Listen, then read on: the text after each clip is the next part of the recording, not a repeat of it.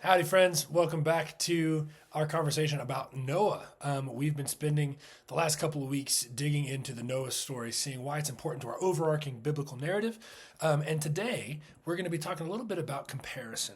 When we read the Noah story, we are actually being asked to pay attention to a couple of other texts to see what the Noah story is doing in relationship to those texts. So before we start our conversation about comparison, I want to give you a basic idea.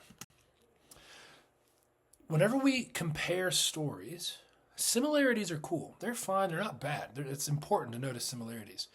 But the differences we see in stories are often where the meat is. If we see two stories are similar, the way that one is different is where we see the author trying to communicate something. That difference is almost always intentional, and it's supposed to show us something of what the author is trying to communicate. So, with that in mind, we are going to take a look at the story about the flood from the Epic of Gilgamesh, not from the Bible. And while, yes, we want to pay attention to similarities, I want to invite you guys to consider the differences and what the author of Genesis might be telling us in those differences. So our story that we're going to be taking a look at today, your students have all read already. It's the story of Utnapishtim in the Epic of Gilgamesh. Gilgamesh is looking for eternal life, and he finds a man named Utnapishtim who has eternal life. And Utna begins to tell Gilgamesh his story of how he received this eternal life in this crazy flood story that happened. So as I mentioned, this is an Epic of Gilgamesh. Utnapishtim is our Noah figure. He's our boat boy, if you will.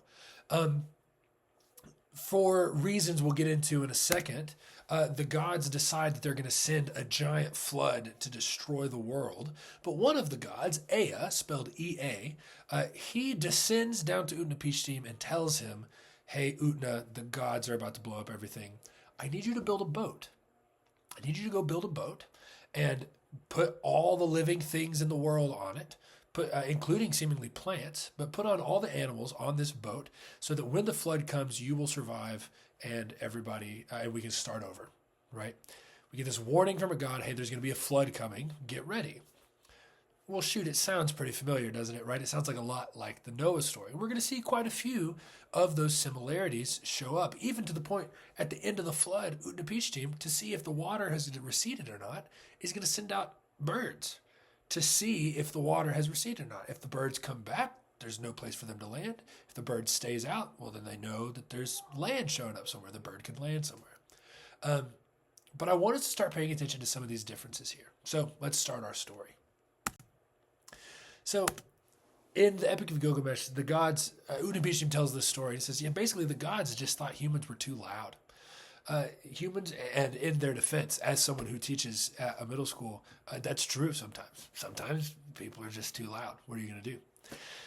The gods say humans are too loud, so let's just go ahead and kill them.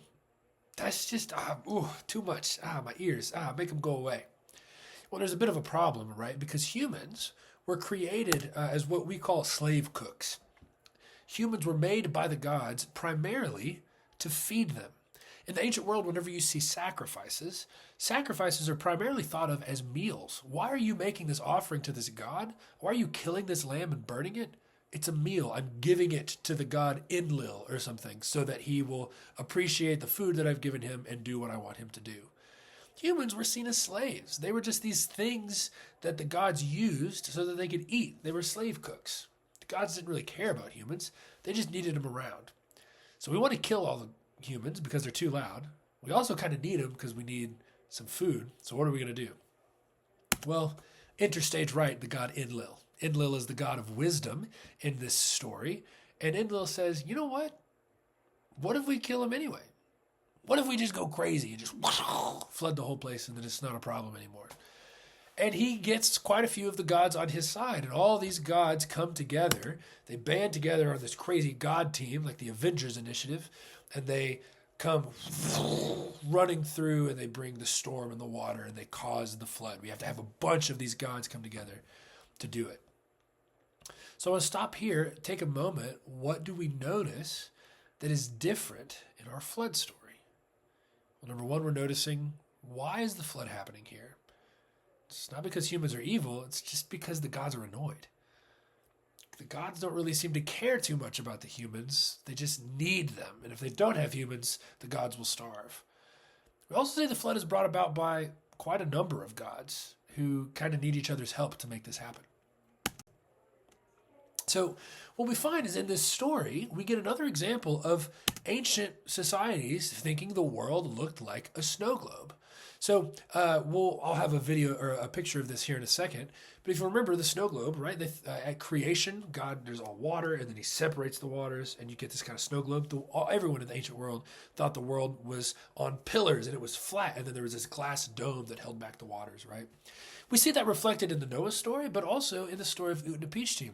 And we see it because the way that the flood happens is that you have the gods of the storm, but also the gods of the netherworld get to work on bringing about the flood. The god of the storm is going to bring this giant flood that comes, or this, like the storm comes through and floods everything.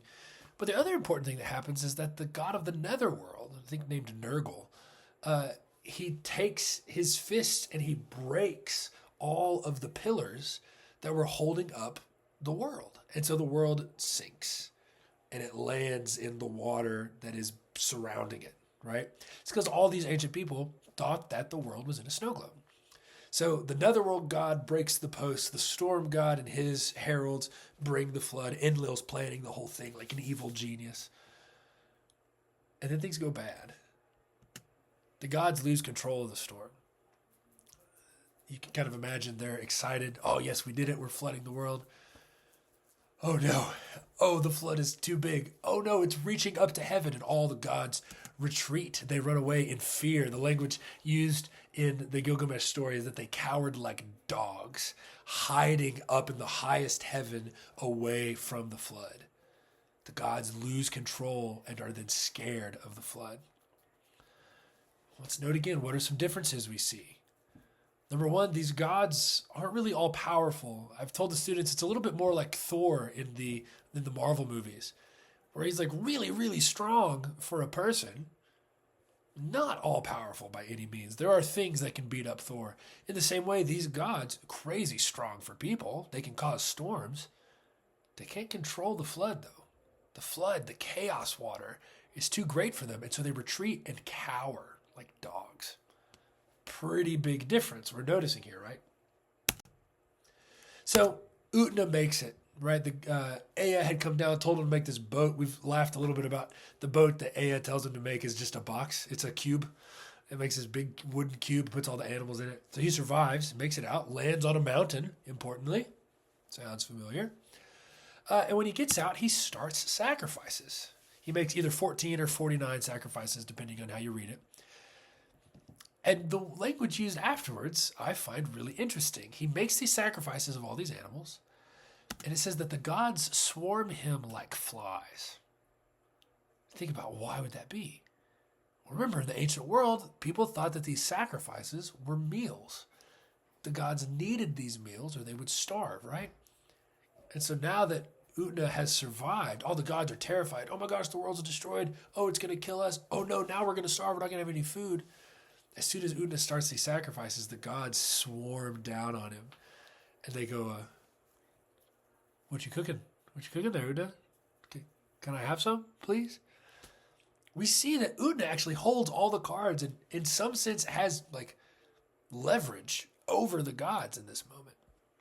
The gods are so grateful, and they get on to Enlil, and they're like, you shouldn't have done that. You shouldn't have killed everybody. You should have just sent like a big wolf or something to kill a bunch of people. That would have quieted them down. Be prudent. Be wise, you idiot.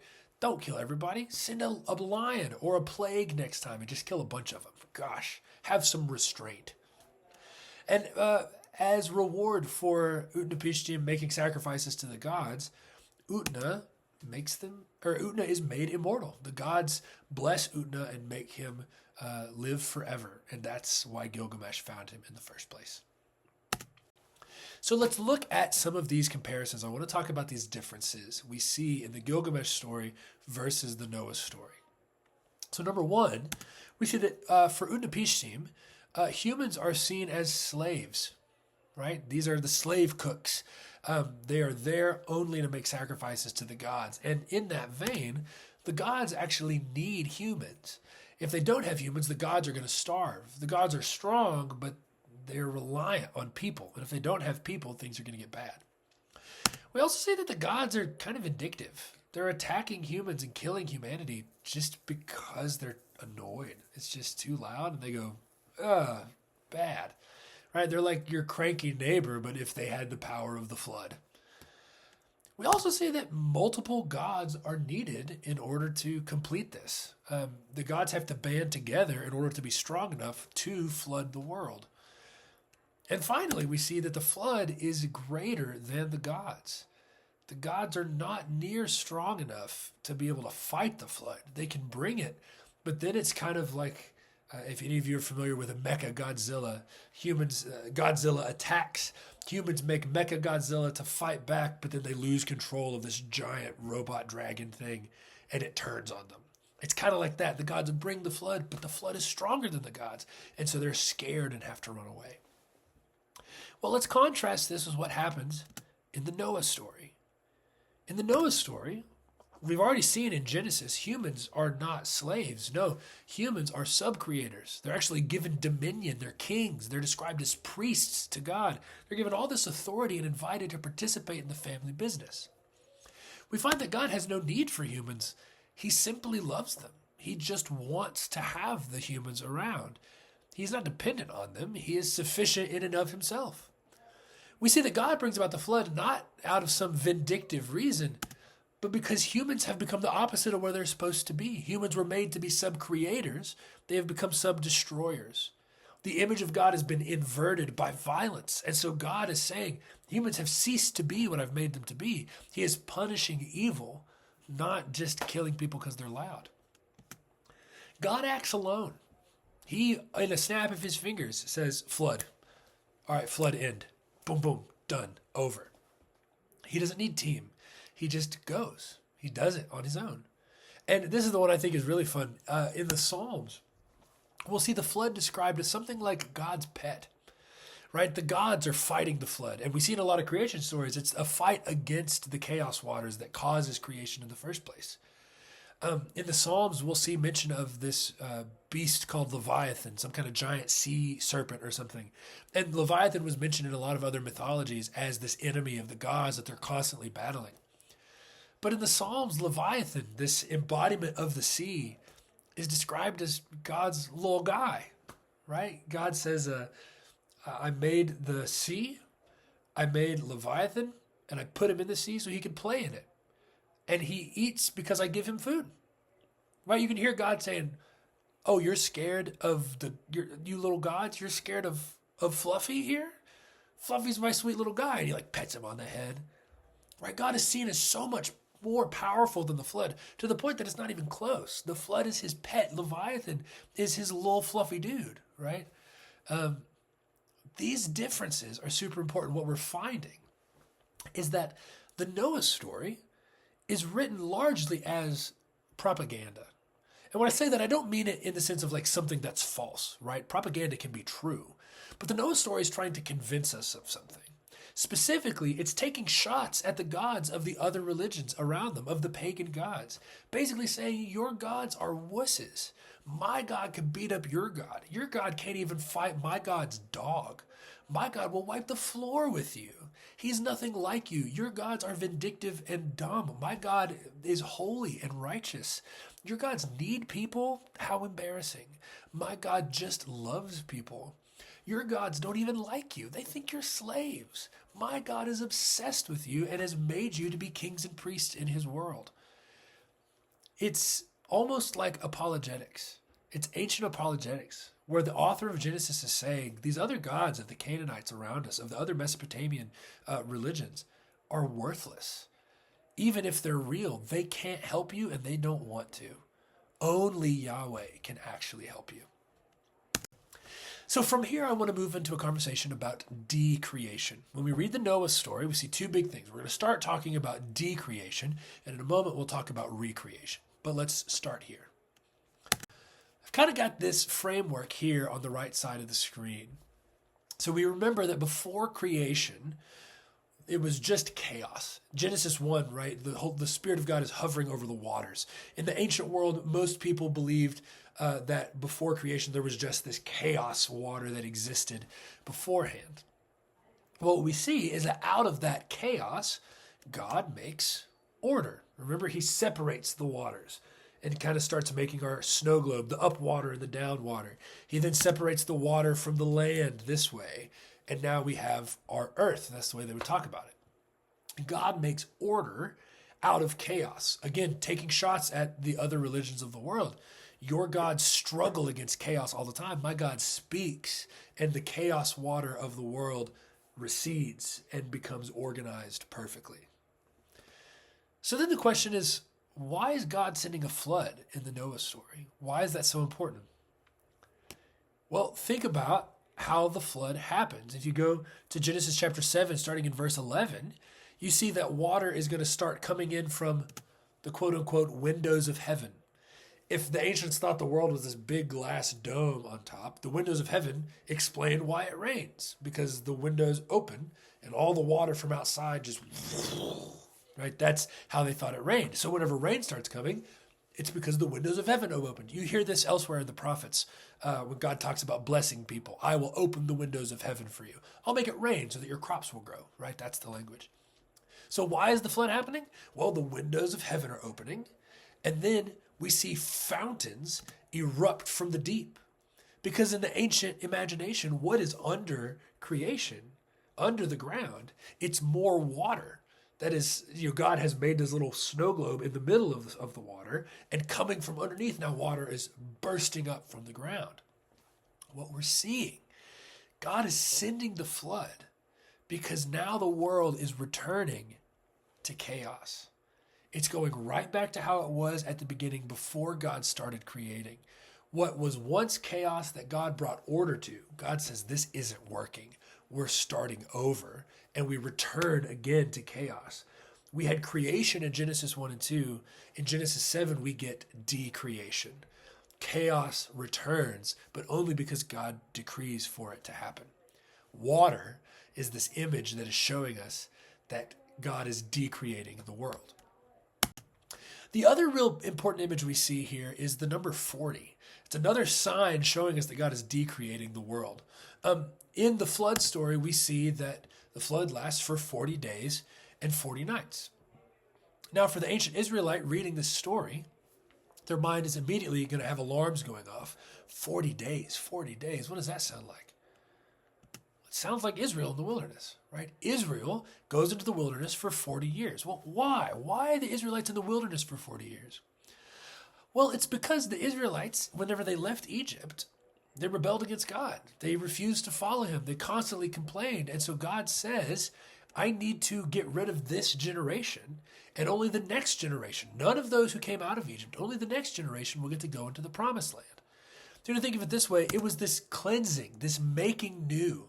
I will purify and get rid of the wicked, and I will raise up the new and make them great, right?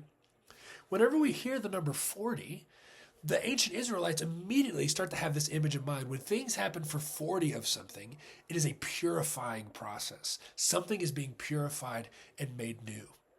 The other thing we see is that 40 often is something used to describe. My walkie just beeped at us. 40 is often used to describe one generation.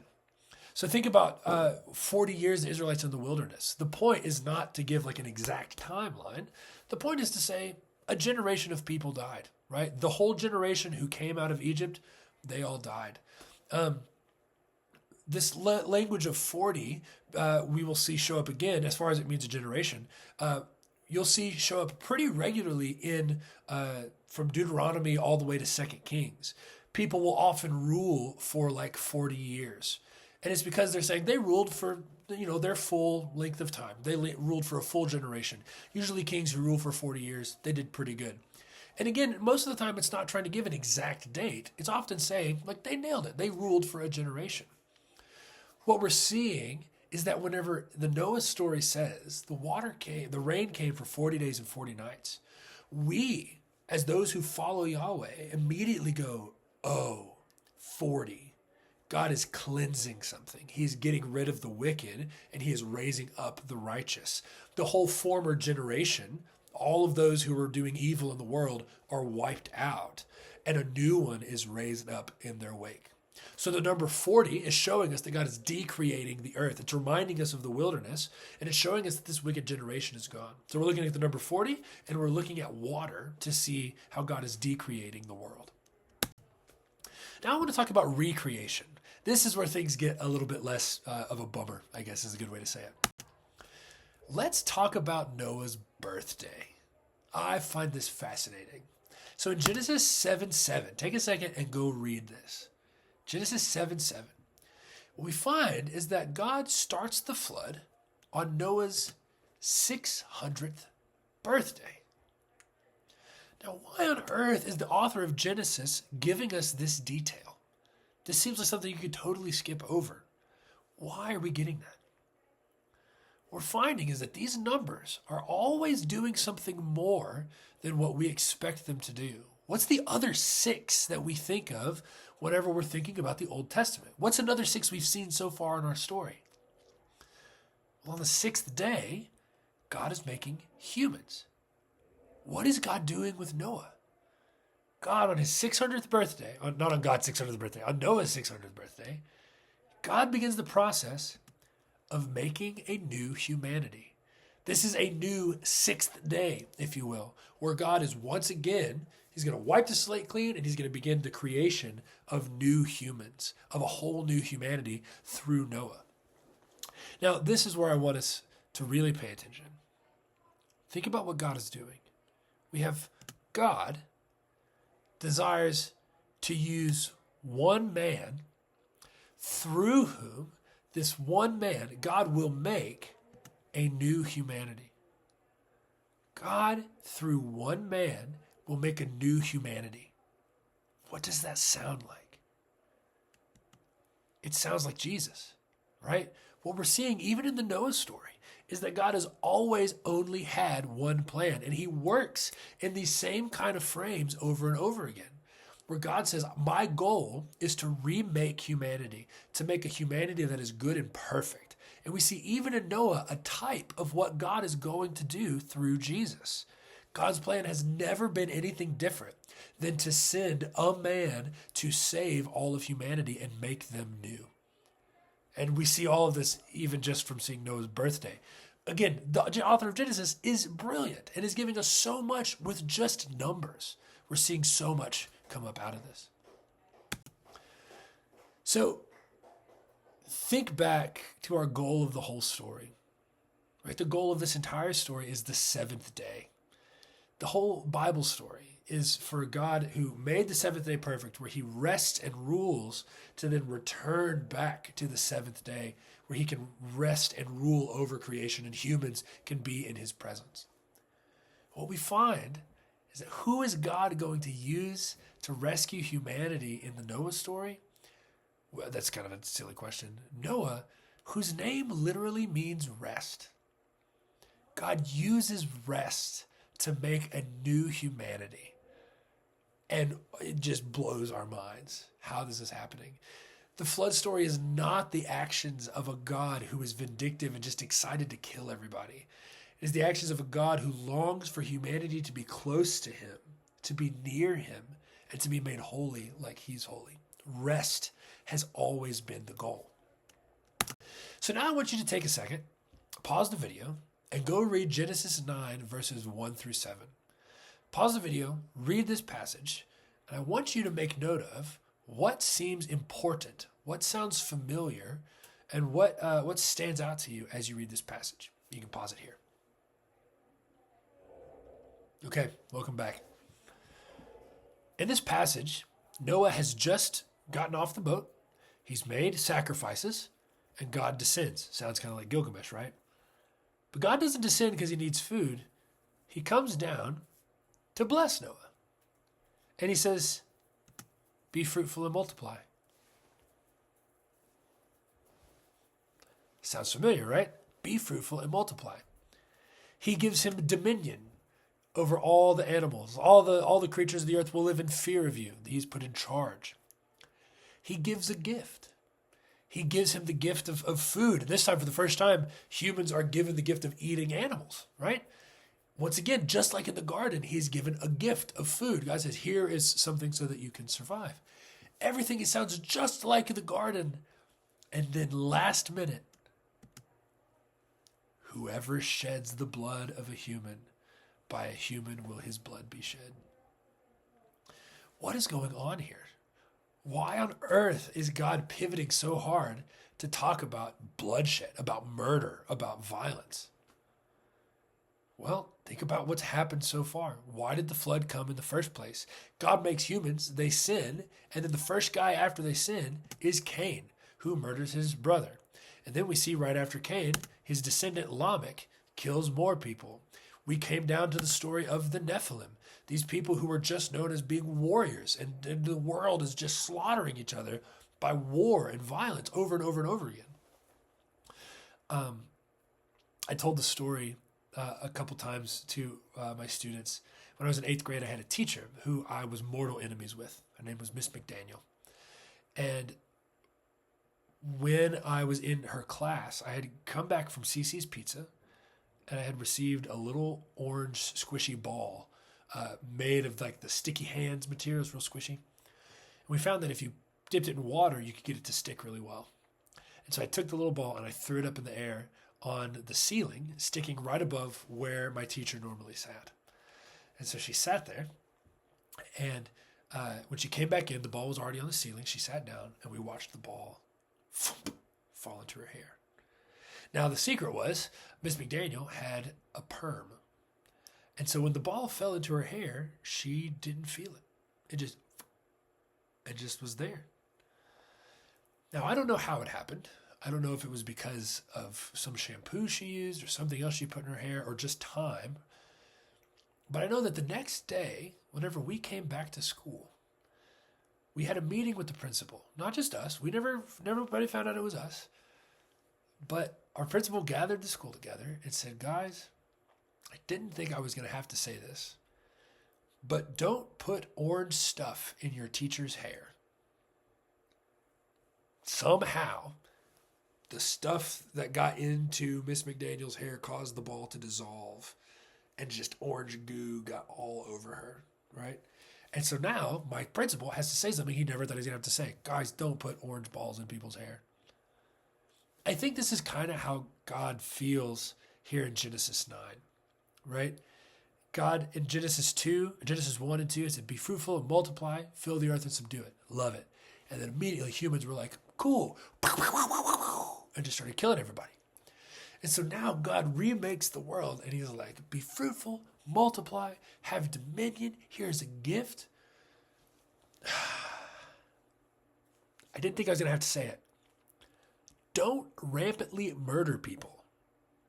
That's not good, right? God is seeing what humans have been like, and he's like, let's be very clear. This wasn't in the handbook, but let's clear it up now. Don't kill people. That is bad. The end of the Noah story, of this section specifically in Genesis 9, 1 through 7, is showing us that God is continuing to help humans understand what it means to live a good and fruitful life. Seemingly the people didn't get it the first time. The image of God, where they were called to be sub-creators, had been inverted.